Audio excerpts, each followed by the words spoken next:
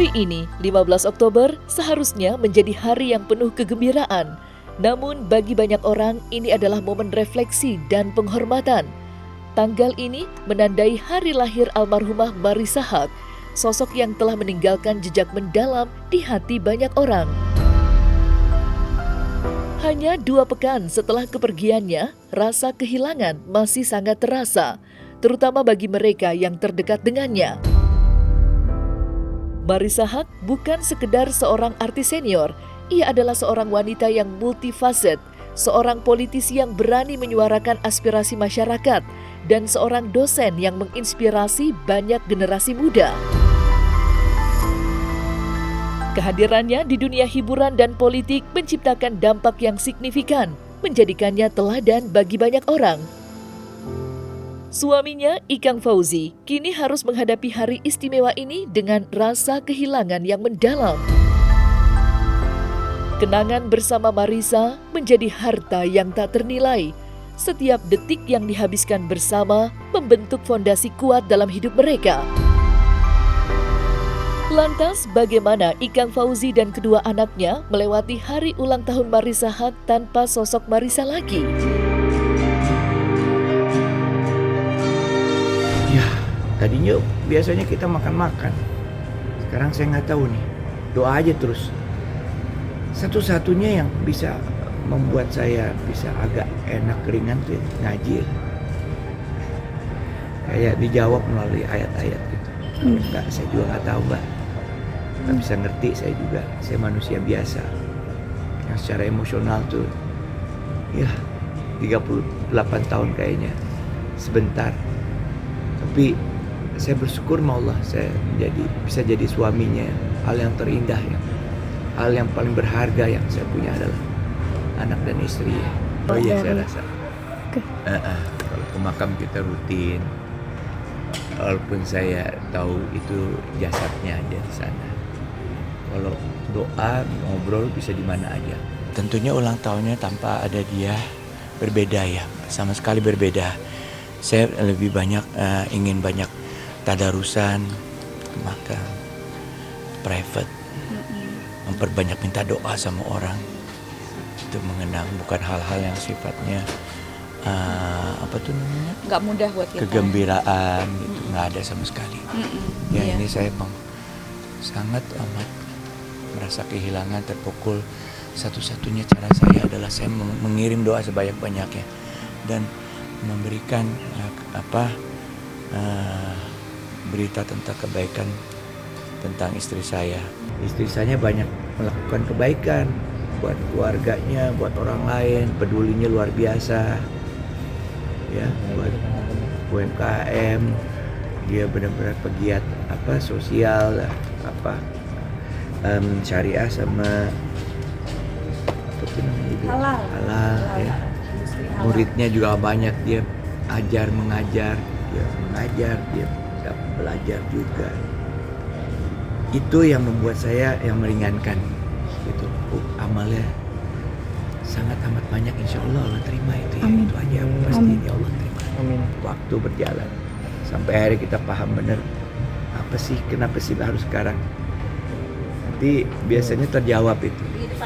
Dia meninggal dalam husnul khotimah yang terbaik kondisi dia. Itu semua kebaikan dia tuh terlihat ya semuanya. Kita praktis gak ngapa-ngapain semuanya. Orang-orang yang merasa pernah dia bantu kita.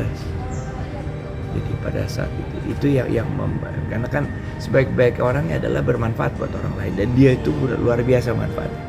Saya tahu pekerjaan dia dan apa yang dia lakukan, tapi saya nggak tahu apa yang dampaknya sedemikian besar. Sampai seminggu juga masih kerasa banget itu, ribuan orang yang datang sampai ke makamnya, dimudahkan pemakamannya. Sampai tukang galinya aja bilang, Pak, kita tuh cepet ngegalinya, Pak, kayak gitu-gitu kan.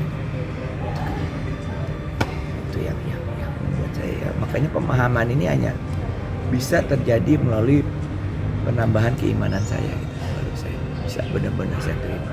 Tapi dari bagaimanapun kemarin yang bisa saya lakukan yang terbaik adalah hadir dan juga melakukan sesuatu yang terbaik buat istri saya pada hari-hari terakhirnya ya. Pemakamannya saya antarkan di ke liang kuburnya. Saya bacakan azan. Saya ikhlaskan, saya bilang ridho ya Allah.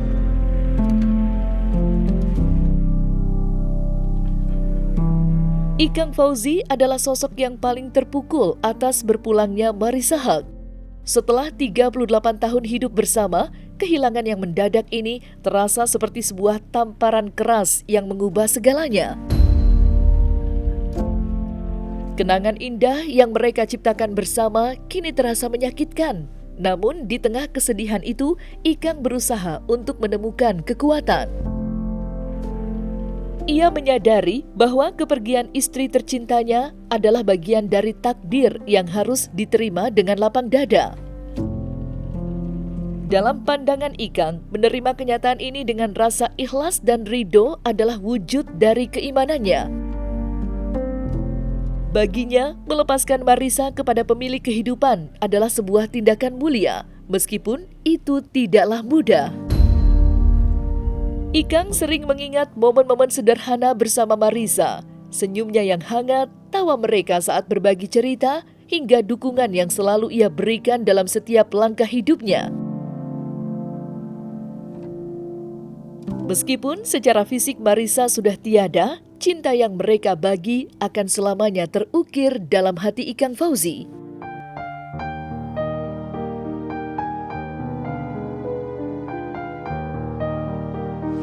Kita hidup 38 tahun bersama-sama. Soulmate kita pergi duluan itu sangat amat berat dalam hidup saya. Hal yang paling saya takutkan terjadi. Tapi ya karena kita terus mencari tahu melalui, karena ini yang bisa menjawab hanya iman aja sih sebenarnya. Kita nggak bisa ngerti kenapa ini terjadi. Jadi kalau berjalannya dengan waktu dan keimanan kita jadi lebih baik, kita bisa paham kenapa ini yang terbaik. Iya, sampai kamar saya tuh dominan ya. Biasanya kan kamu kok punya istri begitu ya. Apalagi dia bekerja dimanapun. Rumah tuh bener-bener rumah dia lah. Dia kerja di setiap sudut rumah tuh buat kerja dia. Dia baca, terima tamu, dia bikin vlog dan sebagainya. Jadi ya sekarang masih keep it that way. Dan insya Allah saya akan berencana dan memastikan dia tetap ada di sini. Cuman fisiknya aja yang nggak ada. Tapi dia akan tetap bersama saya. Saya nggak akan melupakannya. Ya, kalau ada manfaat buat orang lain, saya akan bicara sama. Iya kan? Iya. Beberapa udah kita. Kalau ada manfaat buat orang kan lebih, apalagi orang-orang yang dia ketahui dan dia cintai juga. Saya rasa itu teknis ya, beberapa kita simpan, beberapa yang masih bermanfaat buat orang yang hidup ya kita lakukan.